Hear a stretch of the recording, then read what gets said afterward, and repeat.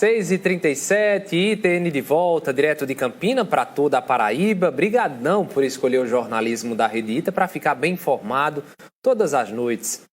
A gente fala sobre política agora. Arimatea Souza já chegou no nosso estúdio. Boa noite, Ari. Muito boa noite, Felipe. Boa noite para você, telespectador. Ari, para começar a nossa conversa, o deputado presidente da Assembleia Legislativa, Adriano Galdino, ele novamente fez cobranças sobre a eleição majoritária do ano que vem. Felipe, outra saia justa na base governista, é quase semanal, né? Adriano Galdino hoje deu entrevista e disse em que condições o Republicanos poderá ser expurgado, expulso da base governista. Ele foi tão didático que a gente vai logo conferir o que disse Adriano Galdino. O Republicano não vai romper com o governo.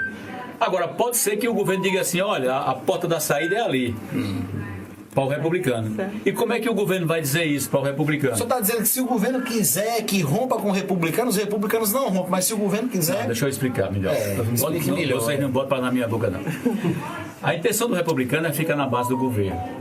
Mas o Republicano quer, de uma maneira muito tranquila e lógica, quer que seja reconhecido enquanto partido pelo tamanho que ele tem. E pela grandeza política que ele tem, que ele exerce na Paraíba. Então, se o governo, a base do governo, começar a preencher a chapa e não contemplar o republicano, ele está dizendo assim, republicano, pode ir embora, a gente não precisa de vocês não. Então, o republicano não vai romper com o governo. Mas se o governo é que vai dizer assim, olha, o governo não, a base do governo. O governo é que vai dizer assim, a porta de saída é aquela. Como é que ele vai dizer isso pra gente?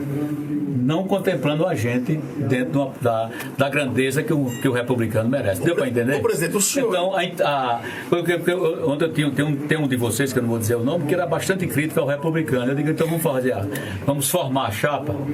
Qual é a chapa que você acha que faz? Ele disse, eu acho que Lucas vai ser o candidato natural, muito bem. E senador, ele disse João, e a outra vaga, ele disse, se eu fosse Lucas, eu botava Daniela, ele dizendo, porque é a mãe e tal, tudo bem, então pronto.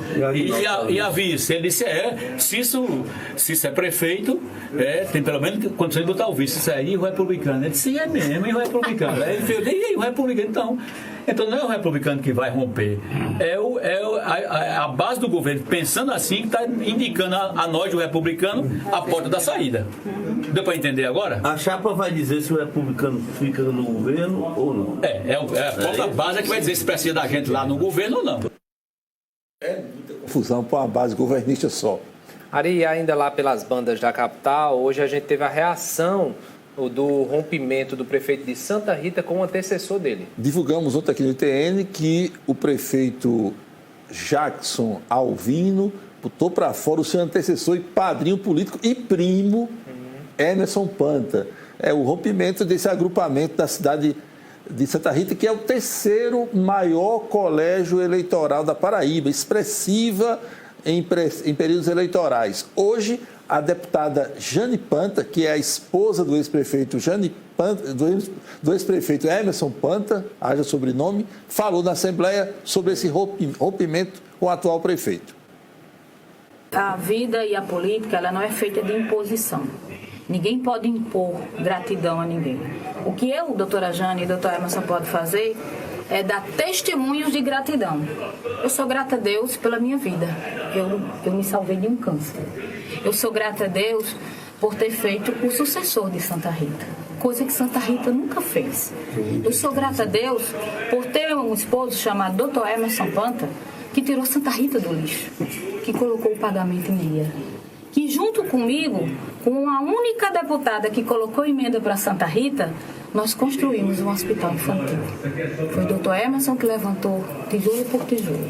E foi a doutora Jane, através de suas emendas parlamentares, que mobiliou cada cama, cada leito, cada respirador. Isso é testemunho de gratidão. Só repetindo, essa briga em Santa Rita, Felipe, que eu disse ontem, está só começando. E para fechar, a Câmara de Campina aprovou hoje, de forma unânime, o reajuste para os servidores municipais de Campina Grande que ganham acima do salário mínimo. É o reajuste de 4,83%, retroativo ao dia 1º de maio, que é a data base dos servidores municipais de Campina Grande. evidentemente os que não ganham salário mínimo, cuja data base é 1º de janeiro. Olha aí a atualização, pessoal. Sempre precisa de um pouquinho mais de dinheiro para pagar as contas, né, Ari? Muito boa noite. Obrigado, boa noite para você.